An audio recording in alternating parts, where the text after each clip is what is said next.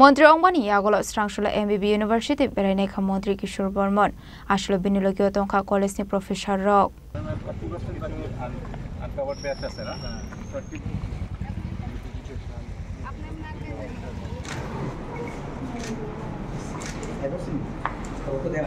আসলে এমবিবি ইউনিভার্সিটি বেরাইনাই মানি ইয়াগল কাইসা বানাবো খাইজাখা বানাও কক্সানানি থাঙে মন্ত্রী কিশোর বর্মন সাকা আশালনো পুইলা মন্ত্রী মানমানি ইয়াগল আরুনি কাহাম হামিয়া জুংজালনো বেরাইনাইকা হनै তে এডুকেশন ডিপার্টমেন্টর সকাঙ্গै ত্রানানি বাগैबो সাজাখা কগলাম হनै উচ্চ শিক্ষা মন্ত্রী দপ্তরের মন্ত্রী হিসেবে দায়িত্ব পাওয়ার পর প্রথমে আমাদের স্টেট লেভেলে একটা রিভিউ মিটিং করি এবং সেই রিভিউ মিটিংয়ের পর সিদ্ধান্ত নেই আগে আমাদের স্টেট গভর্নমেন্টের আন্ডারে উচ্চশিক্ষা দপ্তরের আন্ডারে যে সমস্ত ইউনিভার্সিটিগুলো আছে সেগুলোকে একবার ভিজিট করা, তাদের বর্তমান পরিস্থিতি কি আছে, কি সুবিধা আছে, কি অসুবিধা আছে, এবং আমাদের যে বর্তমানে যে ন্যাশনাল এডুকেশন যে পলিসি জাতীয় শিক্ষানীতি, সেই জাতীয় শিক্ষানীতি প্রয়োগের ক্ষেত্রে কতটুকু আমাদের অগ্রগতি হয়েছে ইউনিভার্সিটিগুলোতে এবং কতটুকু বাকি রয়ে গেছে, সেগুলো করতে গেলে কি কি ইনফ্রাস্ট্রাকচারাল বাকি একাডেমিক সমস্ত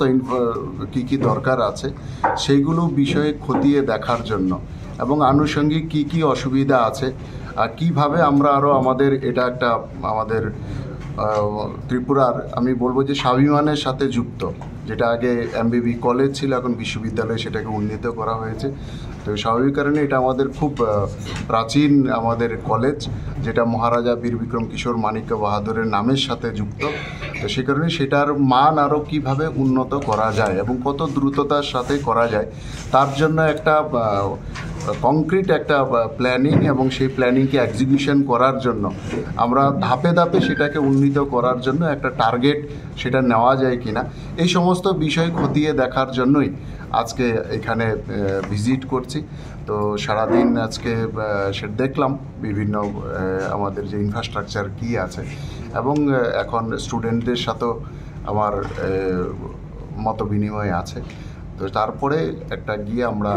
কিভাবে এটাকে আরও দ্রুততার সাথে আরও বেশি এফেক্টিভ করা যায়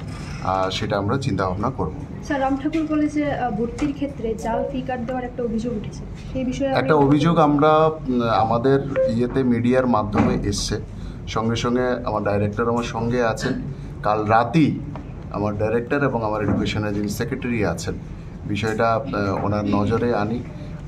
এবং সেটার তদন্ত করার জন্য আমাদের একটা টিমও সেখানে বানানো হয়েছে এবং তার সম্পূর্ণ রিপোর্ট সেখানে চাওয়া হয়েছে। যদি কেউ এর মধ্যে দোষী প্রমাণিত হয় তো এই ধরনের দোষীদের আমরা কোনো অবস্থাতেই ছাড়ব না। এমবিবি ইউনিভার্সিটির সঙ্গে আরও বেশ কয়েকটি কলেজ যুক্ত হওয়ার সিদ্ধান্ত নিয়েছিল, তো সেই বিষয়ে এমবিবি ইউনিভার্সিটির সাথে আমাদের গত বাজেটে আরও 3টে কলেজ সেখানে ঘোষণা হয়েছিল নতুন, সেই কলেজগুলো তো এমবিবি ইউনিভার্সিটির সাথে যুক্ত হবে। এছাড়াও আমরা চেষ্টা করছি আরও যে আমাদের ত্রিপুরা ইউনিভার্সিটির আন্ডারে যে কলেজগুলো আছে আমাদের এমবিবি ইউনিভার্সিটিকে স্ট্রেংথেন করে ধাপে ধাপে সেই কলেজগুলো তার মধ্যে কিছু কলেজ আমরা নিয়ে আসতে পারি কিনা সেটাও আমাদের পরিকল্পনার মধ্যে আছে। রাজাখর আগলনি সময় অমিত নিকক থুম চিনিক খরাং পিছাও দূরে যাও দূরে গেলে